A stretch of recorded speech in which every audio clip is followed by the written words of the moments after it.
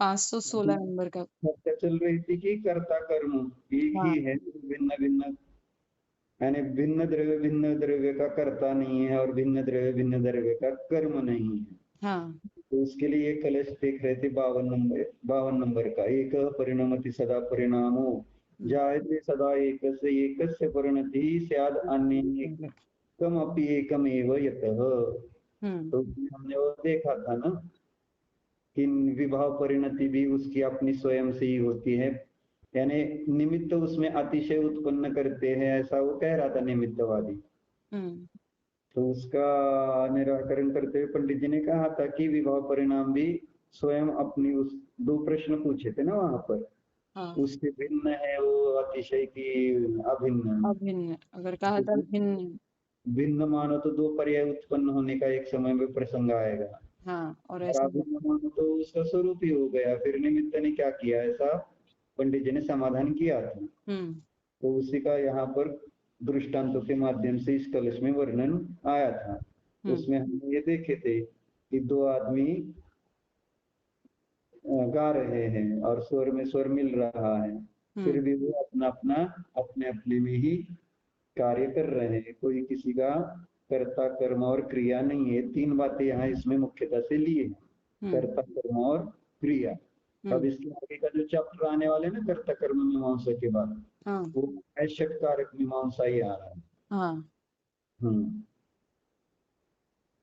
तो अब इसमें कर्ता कर्म और क्रिया भिन्न भिन्न नहीं होते हैं, एक ही होते हैं, इसकी चर्चा करते हुए फिर दूसरा दृष्टांत सुख और दुख का हमने देखा था।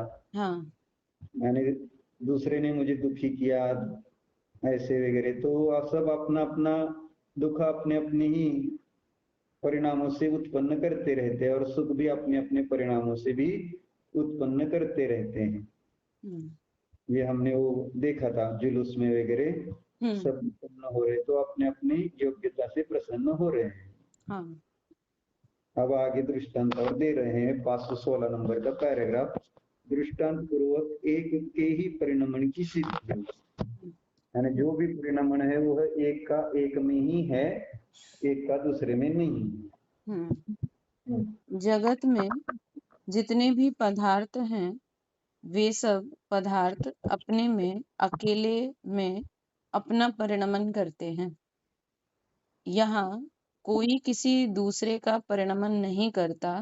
यह ही बात जीव व कर्म में कही जा रही है। हम्म कर्म प्रकृति, प्रदेश, स्थिति, अनुभाग ऐसे बंधन के रूप से परिणम गए तो कर्म अपने में ही इस रूप परिणमे। जीव की कोई बात लेकर नहीं परिणमे। जीव भी अपने में ही परिणमा, कर्म की बात लेकर नहीं परिणमा। हम्म अच्छा, एक दृष्टांत लो। हम्म समुद्र है, हवा चली बड़ी तेज और समुद्र में लहरें उठने लगी। हम्म देखो, हवा के चलने का निमित्त पाकर समुद्र में लहरें उठी, मगर यह बतलावो कि लहरों रूप अकेला समुद्र बना या हुआ और समुद्र दोनों मिलकर लहर बन गई, दोनों मिलकर लहर नहीं बनी। का हवा के चलने से समुद्र में लहरें उठी। अब यहाँ पे पूछ रहे हैं कि ये बतलाओ, लहर रूप अकेला समुद्र हुआ या हुआ और समुद्र माने वायु और समुद्र दोनों मिलकर लहर बन गई। हवा चाहिए, हुआ नहीं। हाँ, वायु हमने सोचा। हम्म तो कह रहे हैं हाँ, वायु और माने हवा और समुद्र मिलकर दोनों लहर बन गई, या अकेला समुद्र लहर रूप परिणमन गया। और कह रहे दोनों मिलकर नहीं बनी, माने समुद्र का ही परिणमन हुआ वो लहर रूप से, ना कि हवा और समुद्र। हवा का काम पानी रूप बनता नहीं, हवा का काम बहना है और उस बहने का निमित्त पाकर यह समुद्र स्वयं लहर रूप परिणम गया। पर लहर रूप केवल समुद्र परिणमा, दूसरा नहीं परिणमा। और जब हवा चलना बंद हो गई तो हवा के बंद होने का निमित्त पाकर समुद्र की लहरें मिटी, समुद्र निस्तरंग हो गया, गंभीर बन गया। तो क्या हवा और समुद्र दोनों मिलकर गंभीर बने या खाली समुद्र गंभीर बना? समुद्र ही गंभीर बना। हर जगह देखो अग्नि का संयोग पाकर बटलोही में खिचड़ी पकी, सो जो वे दाल चावल पके तो क्या आग को साथ में लेकर पके या वे अपने आप में अकेले पके? अग्नि चावल दोनों मिलकर नहीं पके, केवल चावल पके हैं। निमित्त अवश्य आग है। तो जैसे हम यह सब जगह निर्णय कर सकते हैं, ऐसे ही जीव और कर्म का निर्णय करें कि यहाँ भी सब जगह निर्णय करना सीखना चाहिए। अपना अपना कार्य सब अपने अपने में होता रहता है। बाह्य भले निमित्त एक दूसरे बनते हुए देखे जा रहे हैं, लेकिन कार्य जिसमें जो हुआ है वह उसका उसी में हुआ है, दूसरे ने उसमें कुछ किया नहीं है। बराबर समझते हुए फिर जीव और कर्म की अपेक्षा से बात कर रहे हैं आप।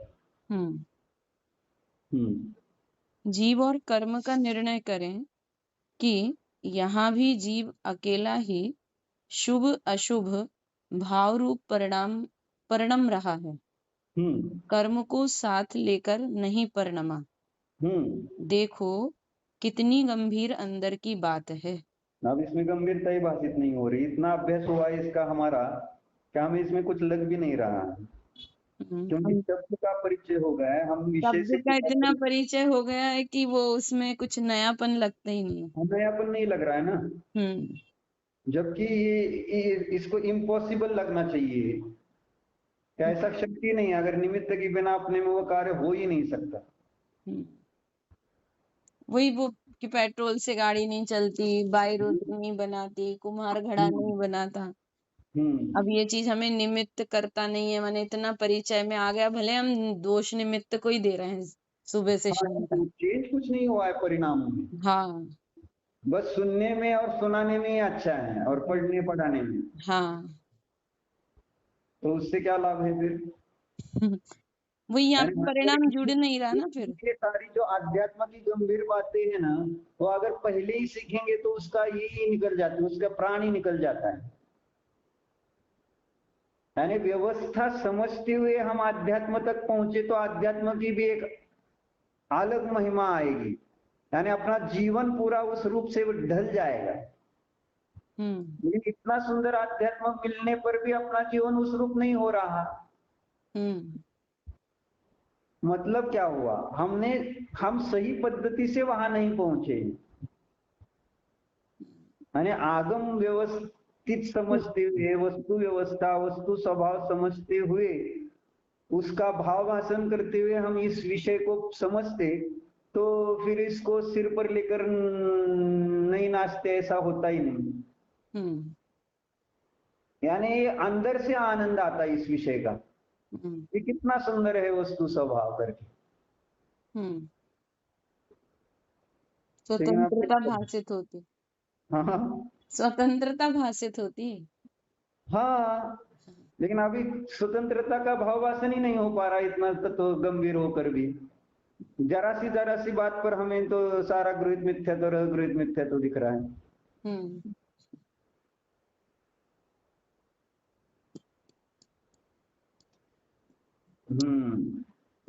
तो क्या कह रहे हैं भैया? अभी ये इसमें क्या कहें अब कि अध्यात्म पहले पढ़ लिया या आगम बाद, अब आगम नहीं पढ़ा, या किन्हीं ने आगम पहले पढ़ लिया, उनने अध्यात्म नहीं पढ़ा। तो हमने बताई थी ना, पद्धति पहली है युक्ति शास्त्र पढ़ो, फिर आगम शास्त्र पढ़ो और फिर अध्यात्म शास्त्र पढ़ो।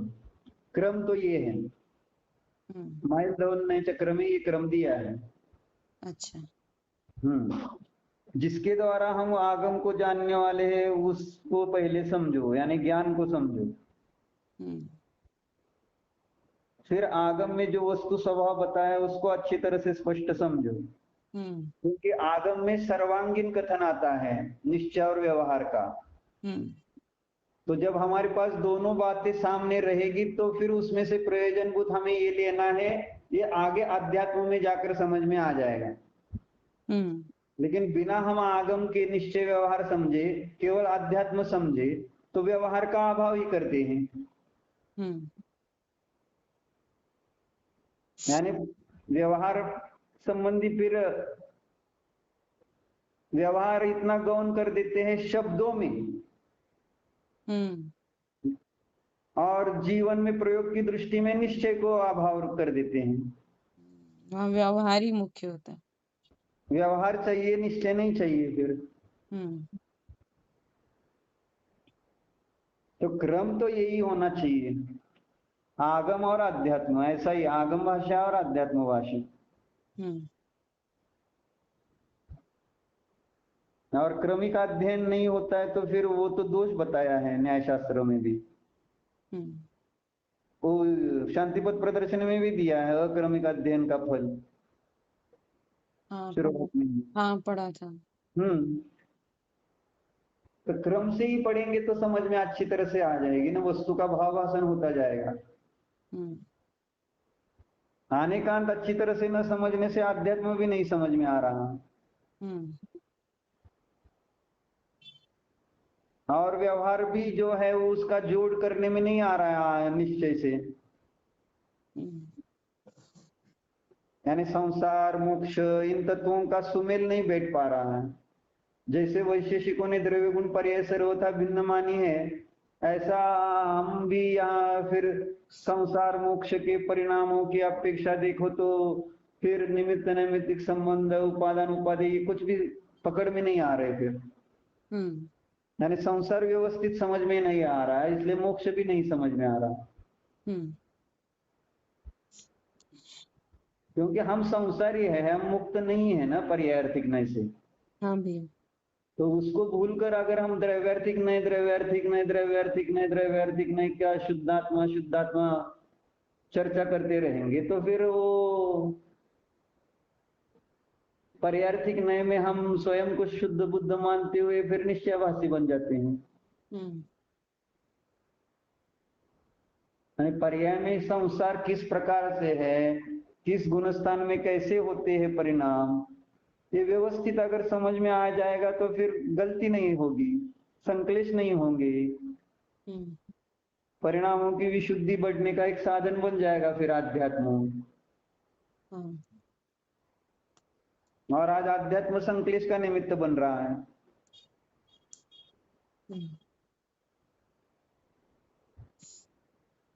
इसलिए व्यवस्थित ढंग से किसी भी चीज की, यानी हलवा बनाना है तो व्यवस्थित ही बनाना पड़ता है ना। हाँ भैया। वो पहले पानी और फिर उसमें वो डालना ना।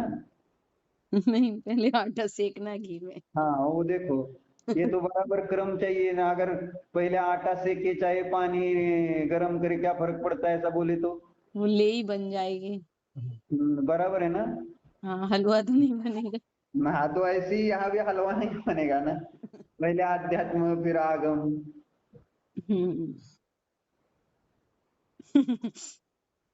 निश्चय व्यवहार दोनों का समीचीन ज्ञान करते हुए आगे बढ़ना पड़ेगा।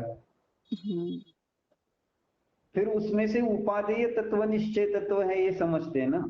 हाँ। लेकिन निश्चय व्यवहार का समीचीन ज्ञान न होते हुए फिर केवल अनिश्चय का ही ज्ञान करते जाएंगे सर्वथा, तो फिर प्रकाश चंद जी बन जाएंगे। चलो कम से कम यहाँ आने का एक तो फायदा हुआ। हाँ।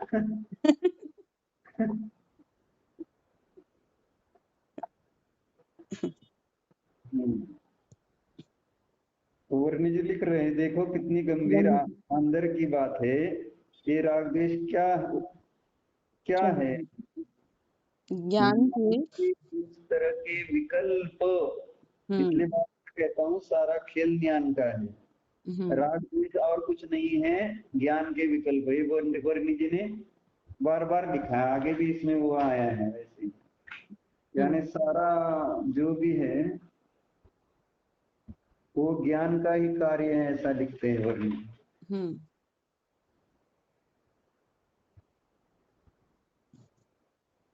ये आगे देखो 53 नंबर का कलश 436 पेज पर 524 नंबर का पैराग्राफ है। अज्ञान आपत्ति, वो ज्ञान से निरापदता जानकर ज्ञान की दिशा में बढ़ने की उमंग का आवरण, आचरण चाहिए क्या? ज्ञान की दिशा में बढ़ने की उमंग का आचरण चाहिए क्या वो? हाँ, आवरण। देखो आपने क्या लिखा, जगत में रहने वाले जीवों को संकट है तो अज्ञान से संकट है। संकट दूसरा कुछ नहीं, मात्र अज्ञान है। लेकिन इसको स्वीकार नहीं कर पा रहे हम, अज्ञान को। संकट को तो स्वीकार कर रहे हैं लेकिन संकट के कारण को नहीं स्वीकार कर रहे हैं। और इसलिए संकट दूर करने के लिए हम अज्ञान दूर करने की जगह हम उस संकट को दूर करने का उपाय कर रहे हैं, जो कि संकट माने फल है। हमने वो चार्ट में से बताया था, लाल रंग का परावर्तन है, वो फल है, उसमें चेंजेस नहीं हो सकते। चेंज, वो लाल रंग जिस कारण से आया उसको चेंज करना पड़ेगा, कारण को बदलना पड़ेगा, और हम कार्य में ही झपट्टे मार रहे हैं। तो मूल संकट है अज्ञान। अज्ञान होने से मोह भाव होता है, और जहां मोह है वहां वह स्वयं दुख रूप ही है। तो दुख का कारण क्या, दुख रूप क्या? यह मोह अज्ञान से रचा जाता है ना? मोह की रचना कौन कर रहा है? अज्ञान। इसलिए विद्यानंद आचार्य उसको बंधक के कारण में लेते हैं। मोह अज्ञान से रचा जाता है, तो दुख दूर कैसे होगा? ज्ञान से। अज्ञान से कष्ट है, ज्ञान से शांति है। तो वह अज्ञान क्या जिससे कष्ट होता है, वह ज्ञान क्या जिससे शांति होती है, इसका निर्णय करें। इसी को सम्यक ज्ञान और मिथ्या ज्ञान न्याय शास्त्र में बोल रहे हैं।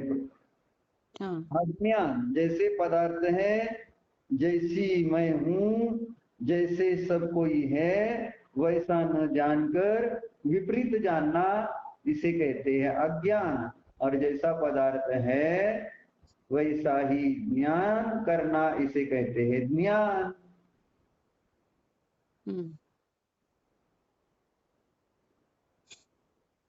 ऐसा सरल है। उन्होंने दृष्टांत अच्छा नीचे दिया है, देखो, जैसे किसी बालक से कोई गणित का सवाल पूछ दिया, बोलो बच्चे 16 कितने होते हैं?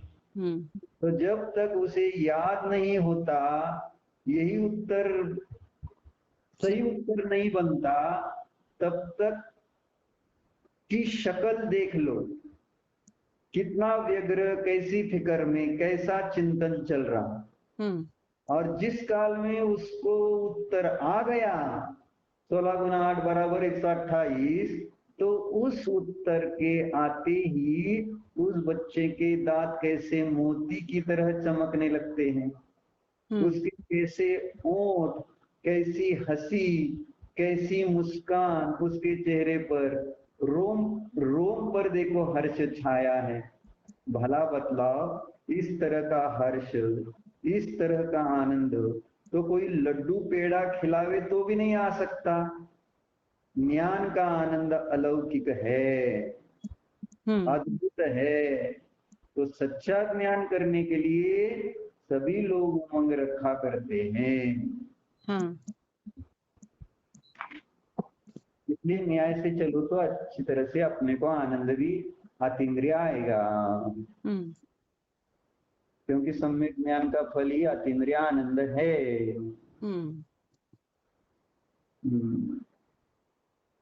दृष्टांत परफेक्ट दिया उन्होंने। ज्ञान का उसको आनंद है, लड्डू खिलाने पर वो आनंद नहीं आएगा जितना आनंद उसको आ रहा है ज्ञान हुआ उस विषय का।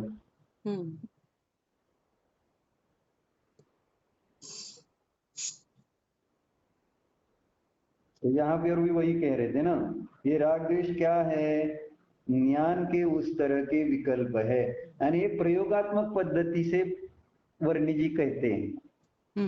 यानी राग द्वेष तो सब कह रहे हैं, लेकिन राग द्वेष को राग द्वेष के कारण को समझते हैं तो फिर उन राग द्वेषों को दूर करने में भी ये होती है, फिर सहजता हो आ जाती है।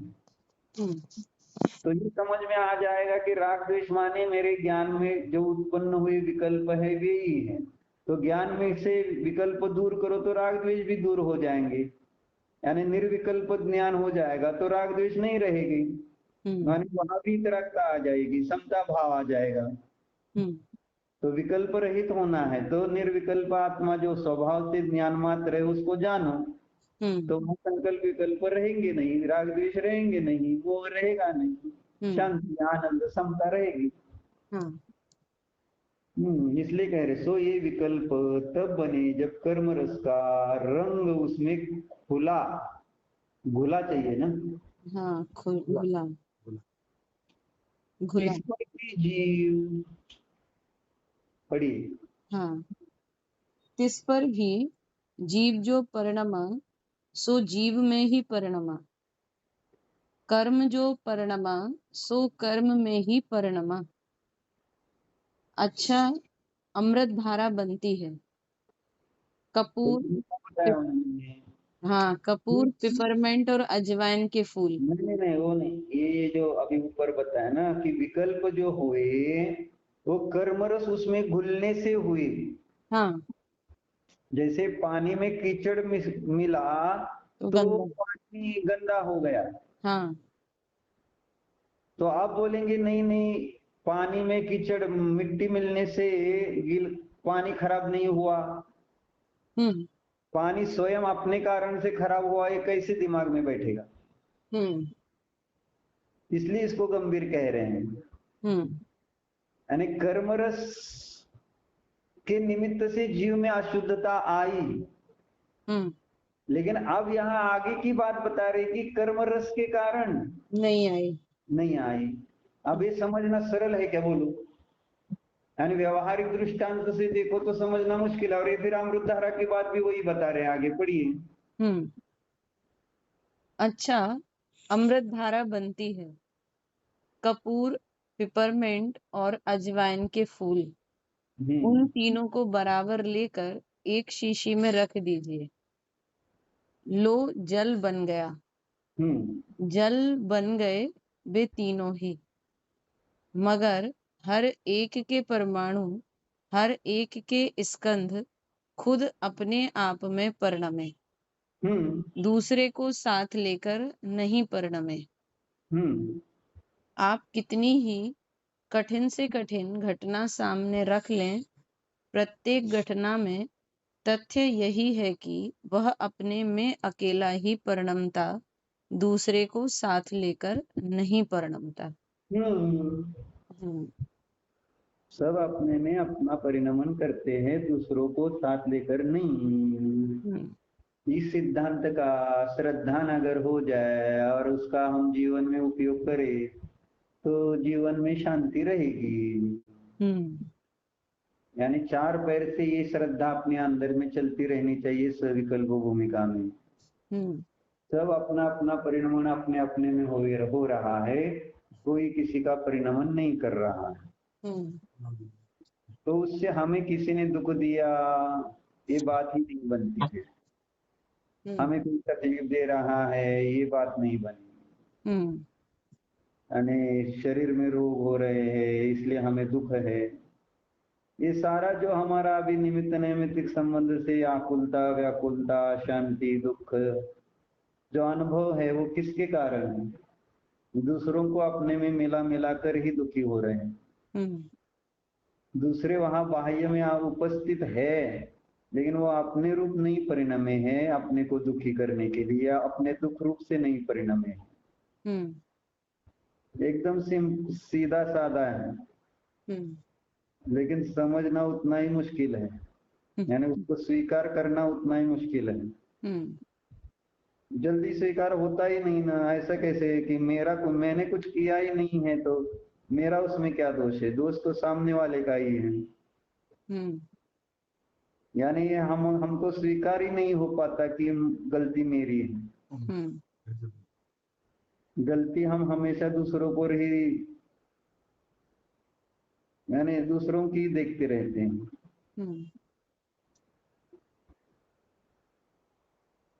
तो शांति से ये चिंतन करना चाहिए। दुखी यानी प्रतिकूलता आई तो वो नैना सुंदरी आदि जितनी सीता, फिर द्रौपदी, कितनी तो ऐसी ज्ञानी हो गई है, स्वीकार किया उन्होंने अपनी गलती को और शांत रही। कभी निर्जरा करके स्त्री पर्याय का छेद किया। ऐसा है। और दूसरों की गलती देखते देखते तो फिर स्त्री पर्याय में आई थी।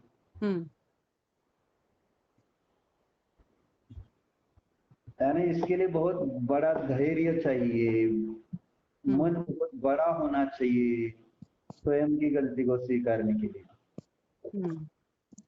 इजी नहीं है अनादि के संस्कार से। यानी हम वर्तमान में हमने कुछ भी अन्याय नहीं किया है, दोष नहीं किए हैं, फिर भी हमको दोष लग रहे हैं। तो उस काल में भी अपने को स्वीकार करना है कि ये दोष मेरे ही है। लेकिन ये स्वीकार कहाँ होता है अपने को? अंदर में तो धारा यही चलती है, आप कुछ भी कहो। यानी बाहर की वस्तु ही कारणभूत भाषित होती है, और जब चलती भी है तो बहुत संक्लेश करने के बाद। हाँ, इसलिए हमें अच्छा अभ्यास करना चाहिए श्रद्धान अच्छा करने के लिए। इसलिए यहाँ ये कलश याद रखना चाहिए। कह परिणमति सदा, परिणामो जायते सदा एकस्य, एकस्य परिणति स्यात्, अनेकमपि एकमेव यतः। कितना सुंदर लिखा है आचार्य ने। आगे का कलश भी आपने पढ़ा क्या? क्या है अभी हमने बताया था, वो भी सुंदर है। मैंने उससे उल्टा दिया, लिखा है न वह परिणमत खलु परिणामो, नोभयोः प्रजाये, उभयोः न परिणति स्यात्, यत् अनेकम अनेकमेव स्यात्। दो एक रूप से नहीं परिणमते, दोनों का एक परिणाम नहीं है, दोनों की एक परिणति नहीं है, क्योंकि अनेक अनेक ही होते हैं। यहाँ एक एक ही होता है और यहाँ अनेक अनेक ही होते हैं। दिखता है कि नहीं? हाँ। एक अनेक का कितना सुंदर चिंतन दिया।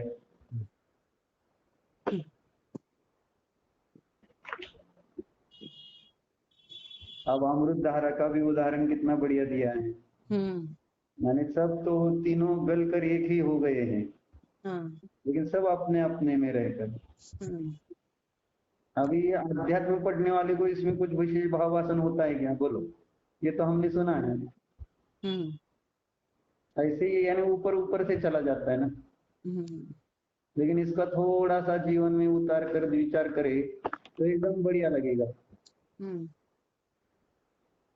कपूर का एक परमाणु भी पीपरमेंट रूप नहीं हुआ। क्या? कपूर का एक परमाणु भी पीपरमेंट रूप नहीं हुआ। पिपरमेंट और अजवाइन का एक परमाणु भी पिपरमेंट नहीं हुआ। सब तीनों मिलने के बाद भी भिन्न भिन्न है अपनी अपनी सत्ता।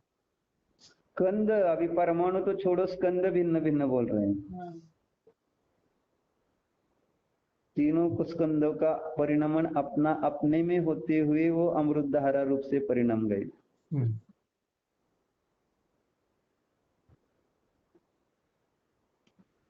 ऐसा है, और भी आगे दृष्टांत दिए उन्होंने इसमें।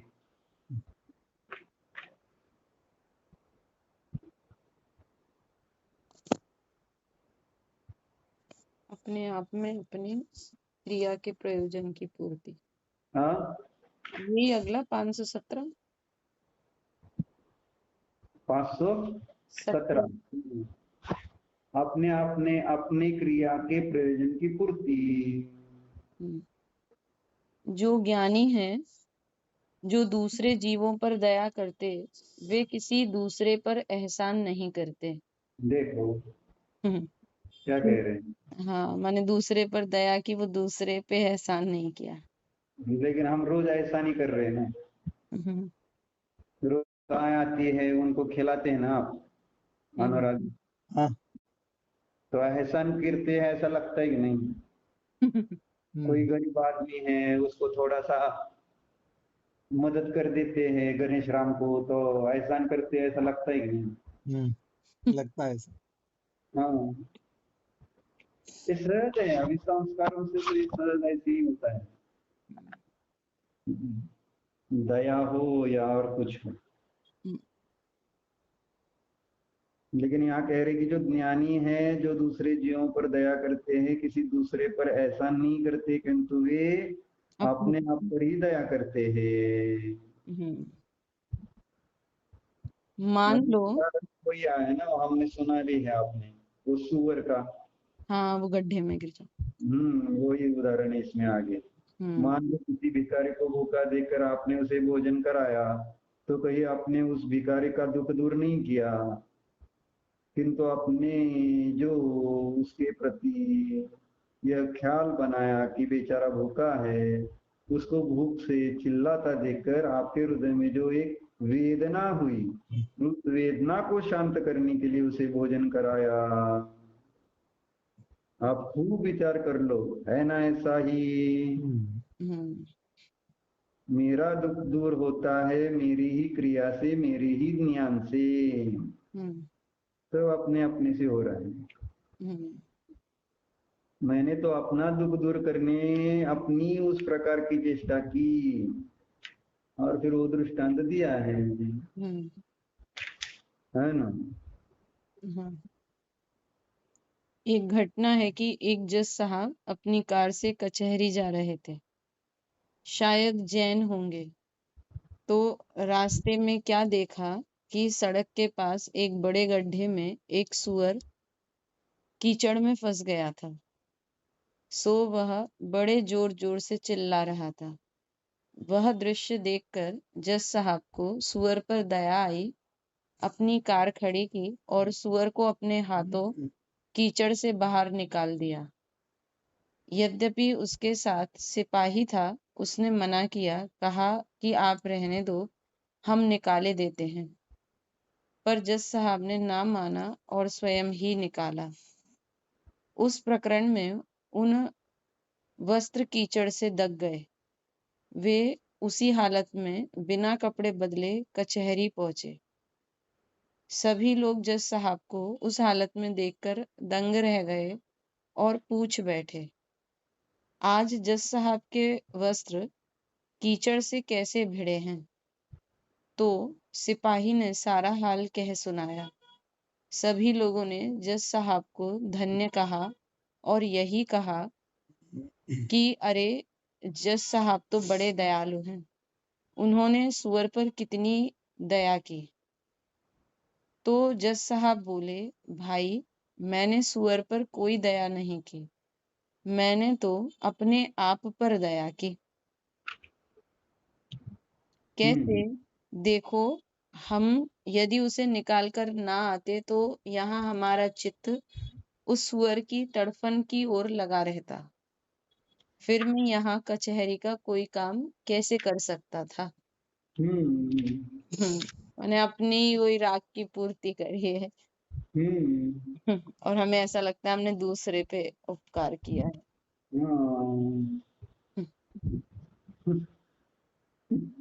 अपना अपने में, मैंने निमित्त की सिद्धि भी चल रही ना। हाँ, इसलिए आप हमेशा देशना के निमित्त से सुखी दुखी होते रहते हैं। कृष्णा ने अच्छा काम किया तो सुखी हुए, कृष्णा ने ठीक काम नहीं किया तो दुखी हुए। हम्म अभ्यास पढ़ाई नहीं की तो। हम्म दुख का कारण कौन, सुख का कारण कौन? अपना ही परिणाम। ये कहना नहीं, कहने से कुछ नहीं होगा। कहने में ही सब वही पर छूट जाता है, फिर कहने पर। हम्म जीवन में उतार कर बोलने का। हम्म हम्म।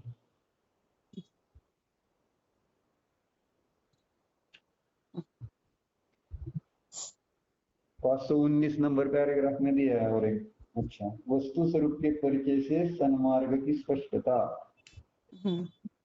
वस्तु स्वरूप के परिचय से हित मार्ग की अनेक बातें स्पष्ट होती हैं।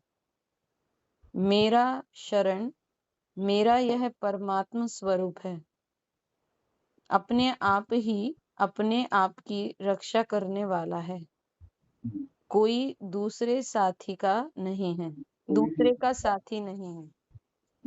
अचानक मानो कोई उपद्रव आ जाए, छत गिर जाए, या यहीं कोई सांप निकल बैठे, या कोई बड़ी घटना घट जाए, तो सब अकेले अकेले अकेले अपनी अपनी जान लेकर भागेंगे। हाँ, अगर थोड़ी गुंजाइश हुई तो सोचेंगे कि लावो अपने बच्चों को भी उठा लें, और यदि गुंजाइश ना हुई तो अपने अपने प्राण लेकर भागेंगे। तो स्थिति देख लो, वास्तविकता क्या है, और यह तो वस्तु की सीमा है, इसका बुरा ना मानना चाहिए।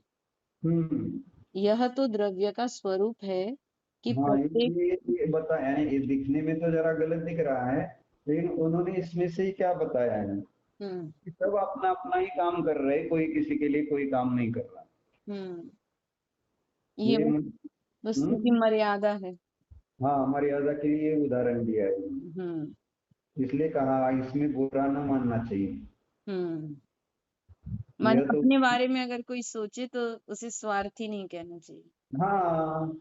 और हम लोग में क्या कहते हैं, जो जैसे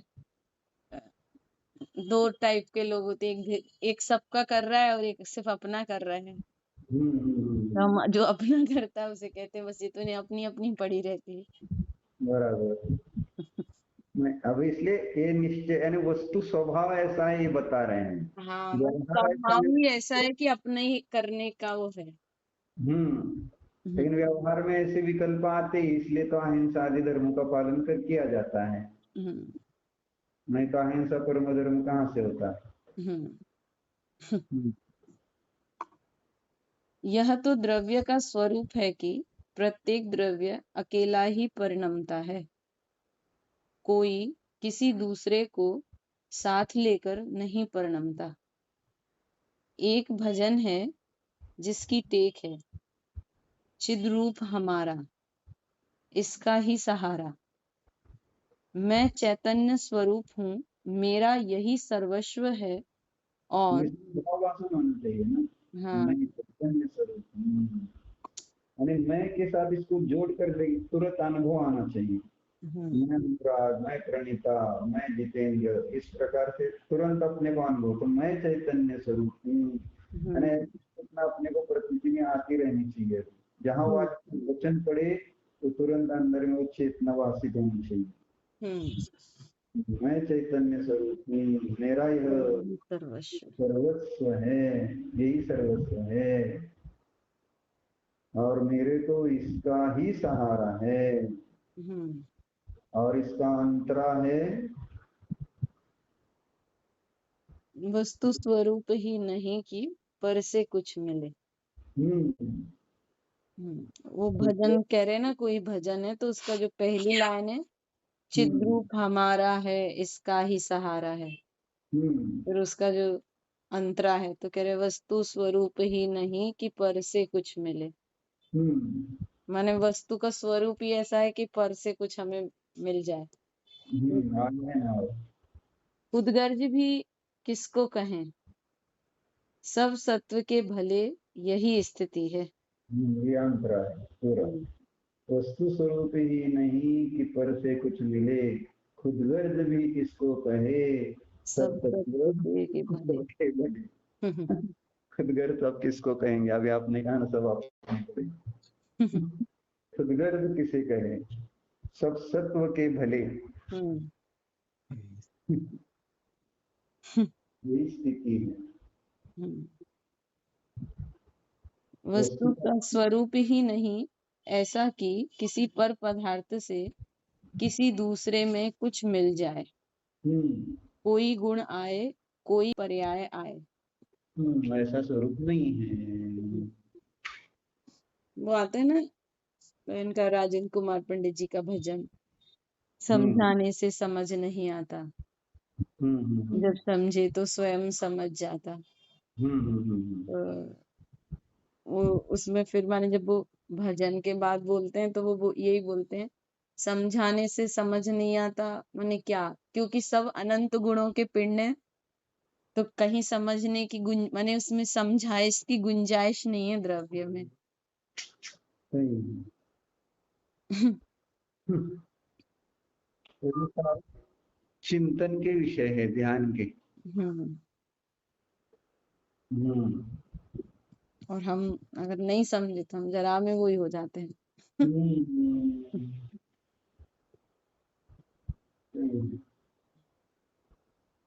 ठीक है। हाँ भैया। हम्म